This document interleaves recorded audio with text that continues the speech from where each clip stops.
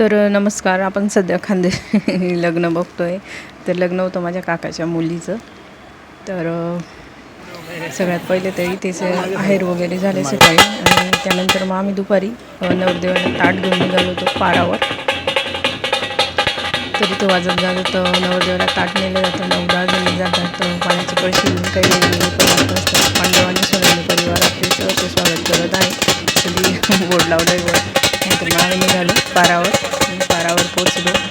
सगळे ताटं वगैरे असे लावून ठेवले, कारण आमच्या खानदेशमध्ये पद्धत आहे की नवरदेवाला ताट वगैरे घेऊन जातात मानाचं. मग त्यानंतर नवरदेवच्या बहिणी वगैरे इथे मग ते खातात. काही त्यांचे करवले वगैरे असतात ते.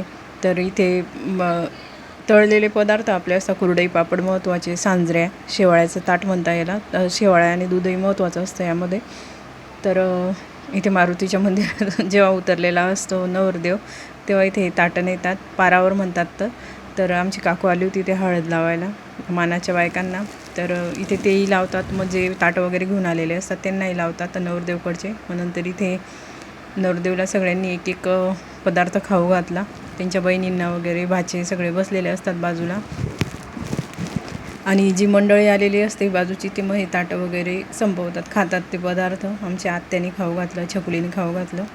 नंतर मग ते मुलीची मावशी माम्या ते पण आलेले होते. माझा काही व्हिडिओ नाही आहे इथे घेतलेला, कारण मीच बनवत होती व्हिडिओ. तर इथे लक्षच नव्हतं व्हिडिओ घ्यायचा. मी पण गेली होती ताट घेऊन. तरी ते नवरदेवच्या बहिणी बसल्या आहे बाजूने. आमच्या काकूंनी पण इथे खाऊ घातलं. काकूला म्हटलं व्हिडिओ बनवायचा आहे, काही हळद वगैरे लावली. नंतर नवरदेवचं आगमन झालं. आम्ही ताटं वगैरे घेऊन आलो. मग 1-1.5 तासाने नवरदेव आला आणि त्यानंतर मग लग्न वगैरे लागलं. तर इथे आमचा रुद्र बसलेला होता नवरदेव नवरीच्या खुर्चीवर, कारण पैसे देतात असं चालू असतं. तर दुसरा एक मुलगा उठून गेला होता, पण रुद्र बसला होता त्यामुळे मग त्याला पैसे वगैरे द्यावे लागले. मग एक भाविक होता आमचा आणि रुद्रनी पैसे घेतले, कारण त्याला ते न्हावी काका होते त्यांनी सांगितलं होतं की तुला पैसे भेटतील, उठू नको इथून. तर मग त्याला 100 रुपये दिले नवरदेवानी. जशी डिमांड असली तशी. आता हा छोटा मुलगा होता, मोठे मुलं असले की जरा जास्त मागतात. तर मग इथे रुद्रने पैसे वगैरे घेतले आणि मग तो उठला, कारण रुद्राची आत्या लागत होती, जी नवरी आहे आमची ती. तर माझी आई तिची गंमत बघत होती काय करतोय म्हणून, कारण कोणालाच माहिती नव्हतं तो उठतो की नाही.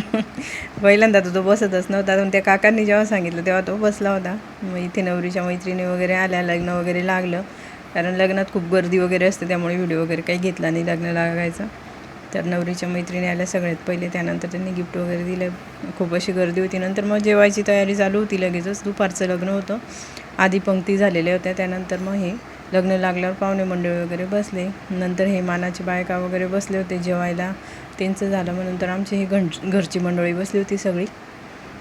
तर ही आमची आत्या आहे, माझी काकू खाऊ घालत होती आत्याला, नवरीची आत्या ही, आणि मोठी आई आहे. आणि आम्ही म्हणजे आमचे भाऊबंधांमध्ये लग्न होतं, तर भाऊबंदकीचे सगळे बायका वगैरे सगळे असतात या कामांसाठी. तर पहिले नवरदेवच्या वगैरे सगळ्या मंडळींची जेवण झाली, नंतर घरचे बसले. त्यानंतर मग सगळं झालं त्यांचं सप्तपदी वगैरे. नंतर मग हा हातपाय धुण्याचा जो कार्यक्रम असतो तो मेन असतो आमच्याकडे खानदेशमध्ये, कारण हा मानपानाचा मानमुळा असं म्हणतात याला. तर सगळ्यात पहिले नवरीच्या वहिन्या, काही माम्या, त्यांनी हातपाय धुतले नवरदेव नवरीचे, कारण नवरदेव नवरीचे सगळेच हातपाय धुतात. त्यानंतर मग ज्या मानाच्या बायका असतात त्यांचे हातपाय, जे नवरीच्या आई वगैरे असतात त्या धुतात. काही कोणी हळदी कुंकू लावतं, कोणी हातपाय धुतं. तर असा हा मानमुळा म्हणतात याला आमच्याकडे. तर पाठवणीची वेळ असते नवरीला आणि सगळेच मग तेव्हापासूनच रडायचं चालू होऊन जातं, कारण ही जी वेळ असते ती खूप भावूक असते.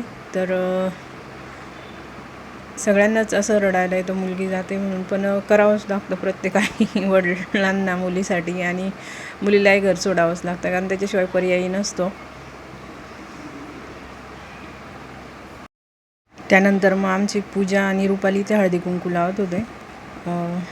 सगळ्यांनी हातपाय वगैरे धुतले वहिन्यांनी, म्हणजे पूजा, अंकिता आणि रुपाली ह्या वहिन्या होत्या, त्यांनी हातपाय वगैरे धुतले. नंतर मग त्यांनी हळदी कुंकू दिलं, जे मानाच्या बायका बसलेल्या आहे.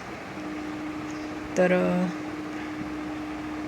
त्या दोघीजणी ते हळदी कुंकू लावत होत्या. इथे हे सगळे नवरदेवकडचे बसलेले, काही नवरीकडचे आहे बसलेल्या आहे बायका. एका बाजूला रुपाली, एका बाजूला पूजा आहे.